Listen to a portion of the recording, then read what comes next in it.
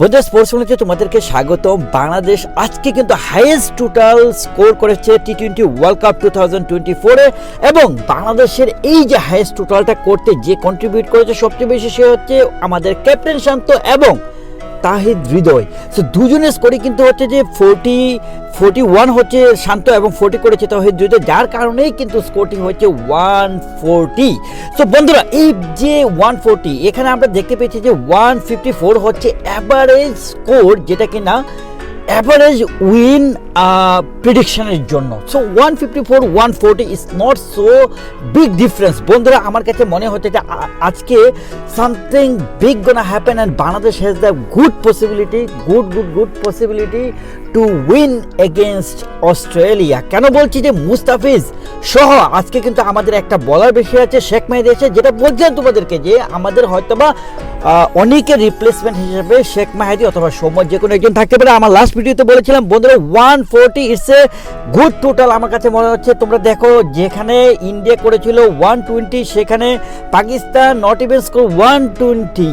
So আমার কাছে মনে হচ্ছে যে বাংলাদেশ হ্যাজ গুড পসিবিলিটি। বন্ধুরা তুমিও কি মনে করো যে আমার মতো যে বাংলাদেশের গুড পসিবিলিটি আছে কিনা?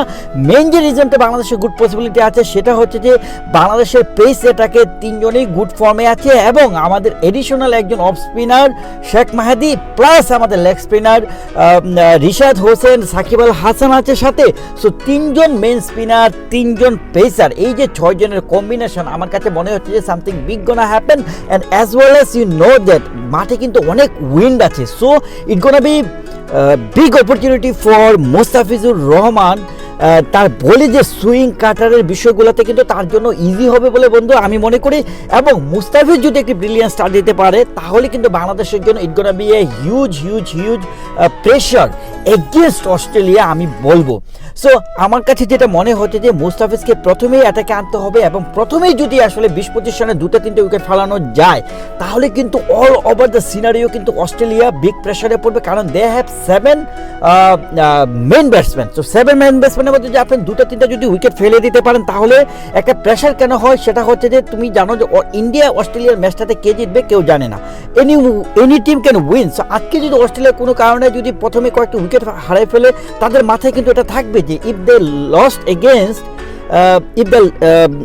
India then their possibility is nothing for the semi-final. So বন্ধুরা এই বিষয়টা খুবই ইম্পর্টেন্ট, এই বিষয়টি তুমি মনে রাখো যে they are under pressure.